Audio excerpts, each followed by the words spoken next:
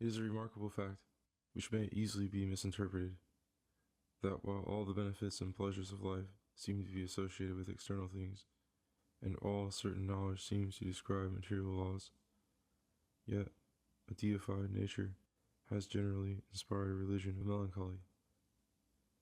Why has man's conscience, in the end, invariably rebelled against naturalism, and reverted in some form or other to a cultus of the unseen?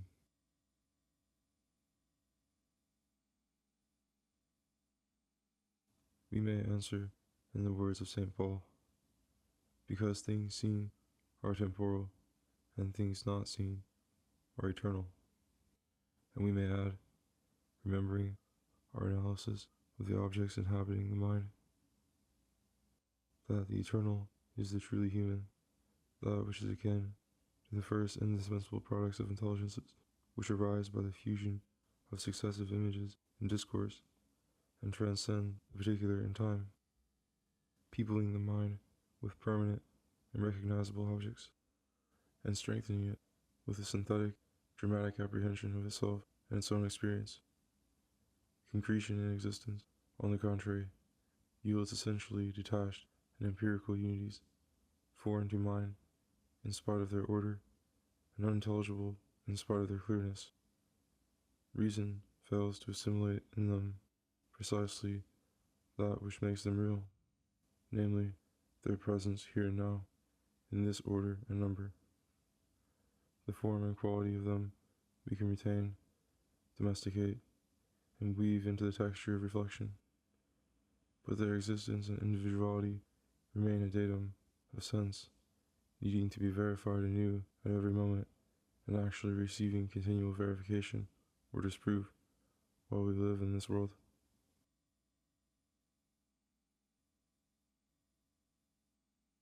This world, we call it, not without justifiable pathos, for many other worlds are conceivable, and if discovered, might prove more rational and intelligible, and more akin to the soul than this strange universe, which man has hitherto always looked upon with increasing astonishment. When an empirical philosophy, therefore, calls us back from the irresponsible flights of imagination to the shock of sense, and tries to remind us that in this alone we touch existence and come upon fact, we feel dispossessed of our nature and cramped in our life. The dependence upon sense, which we are reduced to when we consider the world of existences, becomes a too plain hint of our essential impotence and immortality, while the play of logical fancy, though it remain inevitable, is saddened by a consciousness of its own insignificance.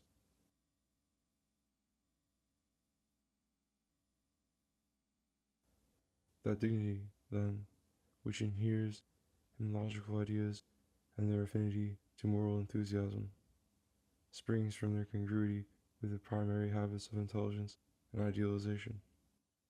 The soul, or self, or personality, which in sophisticated social life is so much the center of passion and concern, is itself an idea, a concretion in discourse, and the level at which it swims comes to be, by association and affinity, the region of all the more vivid and massive human interests.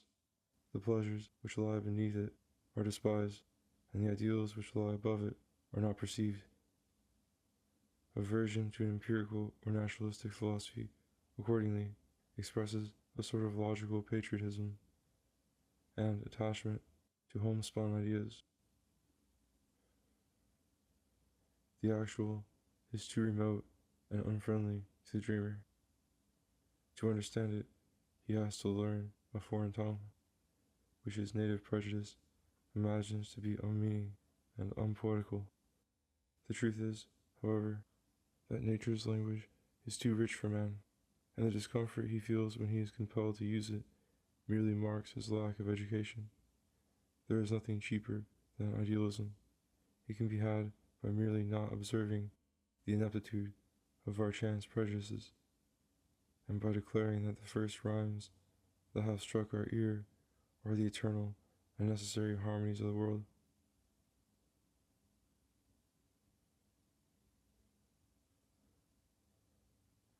thinker's bias is naturally favorable to logical ideas. The man of reflection will attribute, as far as possible, validity and reality to these alone.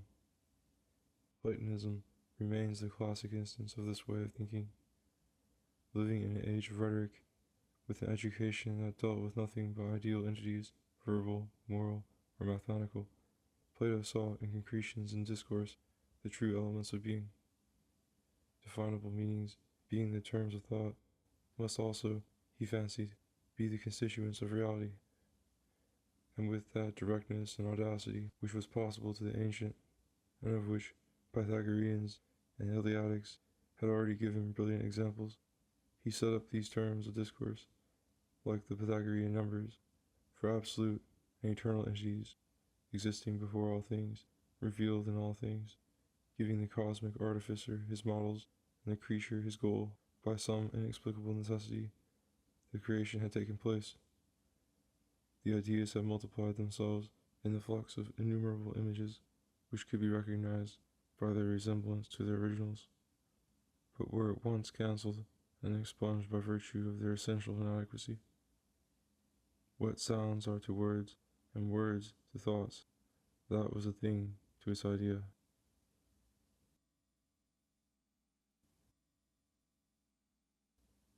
Plato, however, retained the moral and significant essence of his ideas, and while he made them ideal absolutes, fixed meanings antecedent to their changing expression, never dreamed that they could be natural existences or psychological beings. In an original thinker, and one who really thinks, and does not merely argue, to call a thing supernatural, or spiritual, or intelligible, is to declare that it is no thing at all, no existence actual or possible, but a value, a term of thought, a merely ideal principle. And the more its reality in such a sense is insisted on, the more its incommensurability with brute existence is asserted. To express this ideal reality, myth is the natural vehicle, a vehicle Plato could avail himself of all the more freely that he inherited a religion still plastic and conscious of its poetic essence, and did not have to struggle, like his modern disciples, with the arrested childishness of minds that for 100 generations have learned their metaphysics in the cradle. His ideas, after their natural basis was ignored, were accordingly always ideal. They always represented meanings and functions, and were never degraded from the moral to the physical sphere. The counterpart of this genuine ideality was that the theory retained its moral forces and did not degenerate into a bewildered and idolatrous pantheism. Plato conceived the soul's destiny to be her emancipation from those material things which, in this illogical operation, were so alien to her essence. She should return, after her baffling and stupefying intercourse with the world of sense and accident, into the native heaven of her ideas, for animal desires were no less illusory, and yet no less significant, than sensuous perceptions. They engaged a man in the pursuit of the good, and taught him, through disappointment, to look for it only in those satisfactions which can be permanent and perfect. Love, like intelligence, must rise from appearance to reality, and rest in that divine world which is the fulfillment of the human.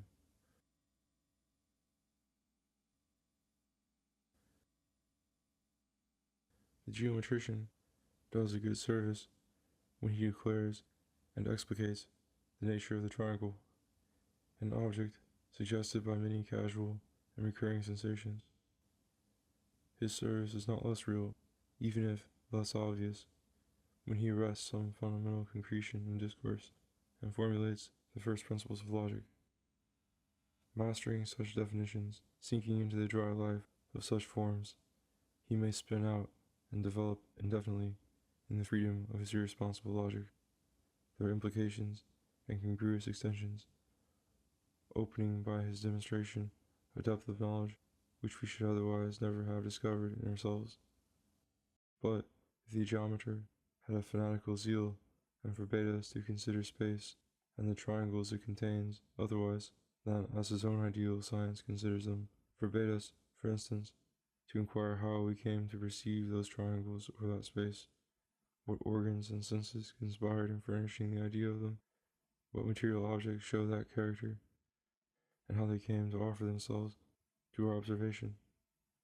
Then surely the geometer would qualify his service with a distinct injury, and while he opened our eyes to one fascinating vista, would tend to blind them to others no less tempting and beautiful.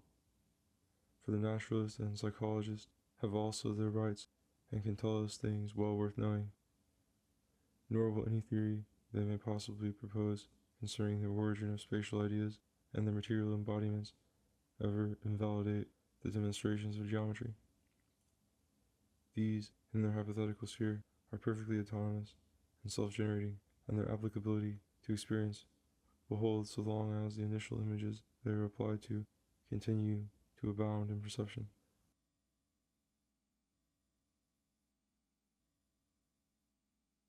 If we awoke tomorrow in a world containing nothing but music, geometry would indeed lose its relevance to our future experience, but it would keep its ideal cogency and become again a living language if any spatial objects should ever reappear in sense.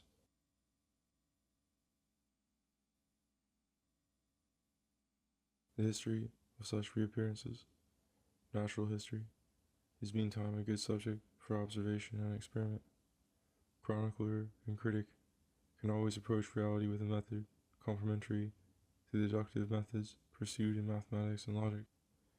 Instead of developing the import of a definition, the prophet develops the import of his trance, and the theologian the import of the prophecy, which prevents not the historian from coming later and showing the origin, the growth, and the possible function of that maniacal sort of wisdom.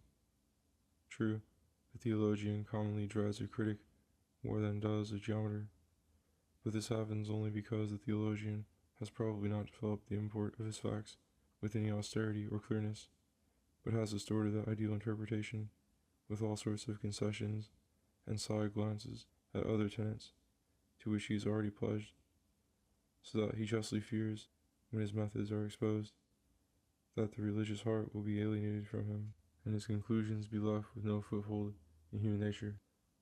If he had not been guilty of such misrepresentation, no history or criticism that reviewed his construction would do anything but recommend it to all those who found in themselves the primary religious facts and religious faculties which that construction had faithfully interpreted in its ideal deductions and extensions.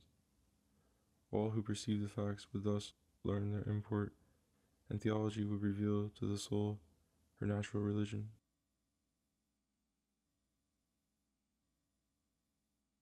The most legitimate constructions of reason soon become merely speculative, soon pass, beyond the sphere of practical application, and the man of affairs, adjusting himself at every turn to the opaque brutality of fact, loses his respect for the higher reaches of logic, and forgets that his recognition of facts themselves is an application of logical principles. In his youth, perhaps, he pursued metaphysics, which are the love affairs of the understanding.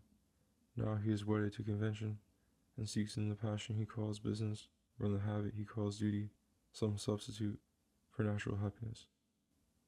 He fears to question value in his life, having found that such questioning adds nothing to his powers, and he thinks the mariner would die of old age in port who shows weight for reason to justify his voyage. Reason is indeed like the sad Iphigenia, whom her royal father, the will, must sacrifice before any wind can fill his sails. The emanation of all things from the one involves not only the incarnation, but the crucifixion of the Logos. Reason must be eclipsed by its supposed expressions, and can only shine in a darkness which does not comprehend it. For reason is essentially hypothetical and subsidiary, and can never constitute what is expressed in men, nor what it recognizes in nature. The idea of nature remains true after psychology has analyzed its origin, and not only true, but beautiful and beneficent.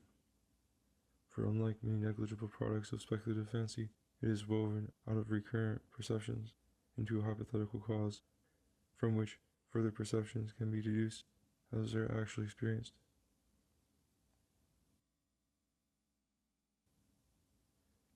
Such a naturalism, once discovered, confirms itself at every breath we draw, and surrounds every object in history and nature with infinite and true suggestions, making it doubly interesting, fruitful, and potent over the mind. The naturalist, accordingly, welcomes criticism because its constructions, though no less hypothetical and speculative than the idealist's dreams, are such legitimate and fruitful fictions that they are obvious truths. For truth, at the intelligible level where it arises, means not sensible fact, but valid ideation, verified hypothesis, and inevitable, stable inference. If idealism is entrenched in the very structure of human reason, empiricism represents all those energies of the external universe which, as Spinoza says, must infinitely exceed the energies of man. If meditation breeds science, wisdom comes by dissolution, even on the subject of science itself. Docility to the facts makes the sanity of science. Reason is only half grown and not really distinguishable from imagination, so long as she cannot check and recast her own processes wherever they render the molds of thought unfit for their subject matter. Docility is, as we have seen, the deepest condition of reason's existence. For if a form of mental synthesis were by chance developed which was incapable of appropriating the data of sense, logical thoughts would play idly, like so many parasites in the mind, and ultimately languish and die of inanition. To be nourished and employed, intelligence must have developed such structure and habits as will enable it to assimilate what food comes in its way, so that the persistence of any intellectual habit is a proof that it has some applicability, however partial, to the facts of sentience. This applicability, the prerequisite of significant thought, is also its eventual test, and the gathering of new experiences, the consciousness of more and more facts crowding into the memory and demanding coordination, is at once the presentation to reason of her legitimate problem and a proof that she is already at work. It is the presentation of her problem because reason is not a faculty of dreams, but the art of living.